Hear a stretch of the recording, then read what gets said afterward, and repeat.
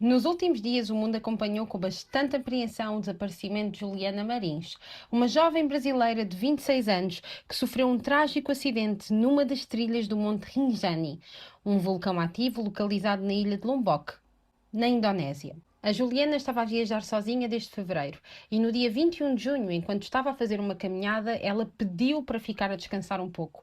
Ela estava muito cansada. Para quem não conhece, esta é uma caminhada bastante difícil. Não é qualquer pessoa que consegue fazer esta trilha, por ser de tão difícil acesso e por exigir tanto esforço físico. O guia disse-lhe que poderia ficar ali a descansar e assim a Juliana fez. O problema é que o guia nunca mais voltava para vir buscar a Juliana e ela acabou por se perder no meio deste percurso e por cair de um penhasco com mais de 500 metros de altura. Olá, eu sou a Ariana e quero dar-te as boas-vindas a mais um vídeo aqui no meu canal. Hoje é quarta-feira e todas as quartas-feiras nós temos quartas criminosas. Por isso, se gostas de conteúdo relacionado com casos reais, crimes reais, não te esqueças de subscrever o canal, deixar o teu like, um comentário e partilhar este vídeo com quem mais gostas. Pedidos feitos, vamos ao vídeo.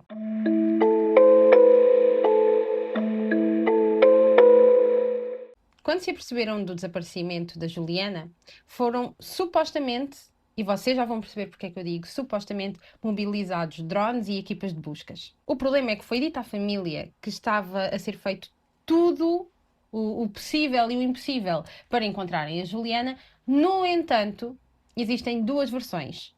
Existe então a versão dos drones, onde foi possível ver a Juliana, e existe uma outra versão que desmente essa primeira versão.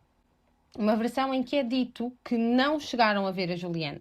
E nós não sabemos qual destas é a verdadeira. O maior problema deste resgate é que os acessos são muito difíceis. O terreno é muito complicado. Quando de facto foram exibidas imagens de pessoas da equipa de buscas, de voluntários para tentarem resgatar a Juliana, foi possível ver que vários não aguentaram o percurso, não conseguiram chegar ao local. Obviamente, isto dificultou imenso as operações. Foi possível ver a Juliana 4 dias depois do incidente numa encosta rochosa, mas infelizmente, quando chegaram até ela, ela já se encontrava sem vida. A Juliana era natural de Niterói, que fica no Brasil, tinha apenas 26 anos e era formada em publicidade. A família, obviamente, ficou em pânico e tentaram lançar campanhas nas redes sociais onde apelavam aos governantes locais, às autoridades locais, onde pediam também a ajuda da embaixada para tentarem ajudar de alguma maneira, apesar de estarem tão longe. Este caso está a causar bastante revolta e alguns dos motivos são: em primeiro lugar, a Juliana estava a fazer aquela excursão. Ela precisava descansar e não fica com nenhum contacto para conseguir comunicar com o guia. Se alguma coisa acontecer, se alguém se perder, com quem é que vão entrar em contacto? Então é preciso esclarecer aqui várias questões e é importante que as empresas que vendem excursões estabeleçam este contacto próximo com o cliente. O cliente tem que saber o que fazer em situações de emergência. O cliente tem que saber com que ajudas é que pode contar. E não parece que isso tenha sido feito. Outra das revoltas que está a causar é por parte de pessoas que ficaram contra a vítima, contra a Juliana. Existe um grupo de pessoas que diz que foi responsável da parte dela comprar esta excursão. No entanto, e agora eu posso dar o meu exemplo, eu já fui enganada. Quando estive em Marrakech este ano, fui em família, portanto era eu, o meu marido e os meus 2 filhos. Eu tenho um menino com 5 anos e um menino com 1 ano e meio. Eu sou muito prudente nas minhas escolhas. O primeiro vídeo aqui do meu canal fala exatamente sobre esta excursão, porque fui enganada, eu senti-me enganada pela Booking.com e exatamente por ser uma pessoa prudente, eu fui à Booking, eu vi as excursões disponíveis em Marrakech e escolhi uma da Cordilheira do Atlas. Quando eu pesquisei sobre a Cordilheira do Atlas, eu achei estranho a Booking recomendar aquela excursão para alguém que tem crianças. Então eu fui ver os detalhes, eu fui ler a descrição, eu fui ver os comentários, eu fui ver tudo. E dizia sempre que era apta para pessoas com qualquer condição física, que era apta para famílias, para bebés, para pessoas de cadeira de rodas, para carrinhos de bebê. Então eu reservei essa excursão. Quando chega o momento da excursão, dizem-nos para guardarmos o carrinho de bebê na parte de trás da carrinha. E eu, ok, tudo bem, é porque agora vamos passear por um sítio em que o carrinho não faz falta. Até que me dizem, não, vocês simplesmente não vão poder usar o carrinho. Só quando me dizem que nós não vamos poder usar o carrinho nunca, nós já estávamos num ponto da excursão em que não tinha como voltar atrás. Não tinha como chamar um transporte, não tinha como chamar um táxi, lá não existe Uber, então nós não tínhamos o que fazer. Nós sentimos-nos completamente enganados, até porque o trajeto não dá para quem tem crianças, não dá para quem tem bebés. Nós fizemos uma trilha em que o meu marido foi sempre com o nosso filho mais novo, eu fui sempre mão dada com o mais velho, volta e meia pegava nele ao colo, e em determinadas partes do trajeto nós tínhamos apenas pontes de madeira super frágeis em que passava uma queda de água por baixo. Então eu senti-me muito enganada, porque não existe a possibilidade de andar com o carrinho bebê ali, simplesmente não dá. E, como eu disse, nós não tínhamos como voltar atrás, não havia transportes. A única maneira de conseguirmos ir embora era indo até o outro lado da montanha. Mas para ir para o outro lado da montanha era o tal percurso perigoso, que foi o que nós fizemos. Nós fizemos o percurso todo com os nossos filhos. Se algo acontecesse, não era justo que nos chamassem de irresponsáveis, porque foi-nos vendido algo que não correspondia à realidade. Então é muito complicado nós estarmos a julgar alguém, nós estamos a julgar as vítimas, porque nós não sabemos o que é que lhe foi vendido, nós não sabemos o que é que estava naquelas condições, nós não sabemos se lhe explicaram que o percurso era tão complicado, não se sabe se lhe explicaram os riscos associados.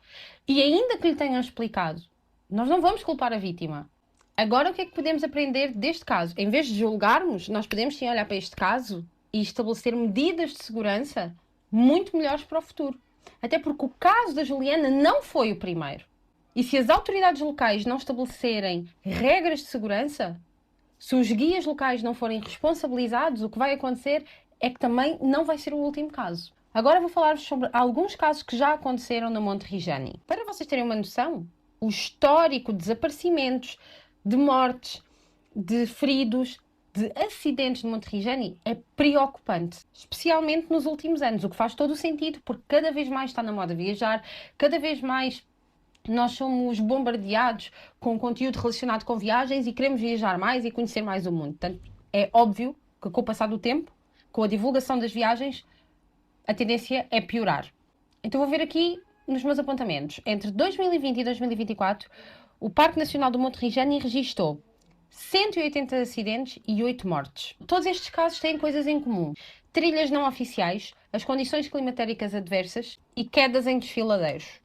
No ano de 2000, ouçam bem, 7 estudantes indonésios morreram de frio e fome porque se perderam durante uma tempestade. Os corpos deles só foram encontrados 5 dias depois. Em 2016, 400 turistas ficaram presos após uma erupção e deslizamentos de terra. Neste incidente houve 17 mortes e mais de 300 feridos. Em 2022, um israelense português, Boaz Baranam, de 37 anos, caiu de 150 metros ao tentar tirar uma selfie no cume do vulcão. Em junho de 2024, uma suíça chamada Melanie Bonner morreu ao escalar uma trilha não autorizada e só foi encontrada algumas horas depois. Em maio de 2025, um montanhista malaio, Reni bin Abdul Ghani, de 57 anos, caiu de uma ravina de 80 metros depois de se afastar do grupo e tentar continuar sozinho. Apesar da sua beleza natural, o Rinjani é um dos vulcões mais desafiadores da Indonésia. A trilha pode durar até 4 dias, com encostas íngremes, neblina densa e um solo bastante escorregadio. Apesar de existirem guias locais, a fiscalização e os protocolos de segurança ainda são muito frágeis. O que é que nós agora podemos aprender com isto? Eu vou deixar-te algumas recomendações, não só para esta excursão, mas para outras deste género. Antes da trilha, escolhe uma empresa licenciada e com bons guias. Dá prioridade a grupos pequenos. O ideal, o recomendado é um guia para 4 pessoas. Avalia o teu nível físico. O Rinjani exige resistência. São trilhas íngremes, longas e com altitudes muito elevadas. Evita a época das chuvas. A temporada segura vai de abril a dezembro. Fora dessas alturas, o risco de deslizamentos, de quedas, por o sol estar instável, é elevadíssimo. Faz um seguro de viagem com cobertura para trekking e evacuação médica. Não te esqueças de informar alguém sobre a tua rota, sobre o percurso que vais fazer e até podes manter a partilha de localização ativa com essa pessoa para ser mais seguro. O equipamento é essencial. Se vais fazer uma excursão destas, compra bom calçado. Calçado com boa aderência, específico para trekking. Não te esqueças de levar um casaco impermeável e térmico. As temperaturas durante o dia costumam ser muito elevadas, mas à noite costumam cair a pico. Até podes colocar na tua mochila Por acaso eu tenho aqui em casa na minha mochila de emergência. Artigo que se vende na Decathlon, próprio para campismo, para trekking, caminhadas, que são tipo umas folhas de alumínio, que de um lado são douradas e do outro lado são prateadas. Um lado é para o quente e o outro é para o frio. Portanto, esta é uma boa dica. Leva bastões de caminhada. Eles ajudam-te muito, tanto nas subidas como nas descidas. Leva uma mochila leve, onde consigas ter óculos de sol, água, umas barritas que substituam refeições, protetor solar, chapéu. Em termos de água, o recomendado é de 2 a 3 litros por dia. Não te esqueças de levar um kit de primeiros socorros e medicamentos, quer sejam de uso diário, quer sejam para dores de cabeça, até para enjoos. Durante a trilha, tenta não te afastar do grupo ou do guia. E não faças um esforço gigante para ir ao mesmo ritmo dos outros. Vai no teu ritmo, mas mantendo sempre o grupo por perto. Não te esqueças de beber água regularmente e fazer pausas. Evita atalhos e trilhas que não são oficiais, porque se fores por uma trilha não oficial, a probabilidade de te perderes é gigante e a probabilidade de ninguém te encontrar ainda é maior. Não te esqueças de respeitar o teu corpo e esta eu acredito que seja uma das dicas mais importantes. Se tiveres tonturas, náuseas, dores de cabeça, isso pode significar que não estás bem devido à altitude a que te encontras. E se sentires que estás a piorar, fala com o teu guia e desce imediatamente. Agora falando especificamente do Rinjani, quais é que são os maiores riscos naquela área? O terreno instável, as encostas são íngremes, as pedras são escorregadias e existe areia vulcânica solta. E isto é comum em zonas de atividade vulcânica. Nós ficamos muito expostos a vários gases e um deles é o dióxido de enxofre. E neste vulcão em específico, não existe o resgate aéreo. Não existem helicópteros de emergência no Rinjani.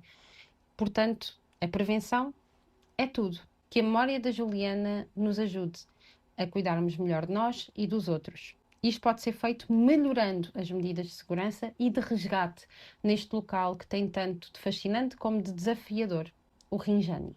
Este foi o nosso vídeo de hoje. Infelizmente teve um desfecho trágico. Durante estes últimos dias as pessoas estavam muito esperançosas, todos pensávamos que ainda era possível que a Juliana estivesse viva, claro que em condições muito frágeis, mas pensando friamente, tendo em conta as circunstâncias, era praticamente impossível que o desfecho fosse outro. E os meus sentimentos a toda a família. Um beijinho e até ao próximo vídeo.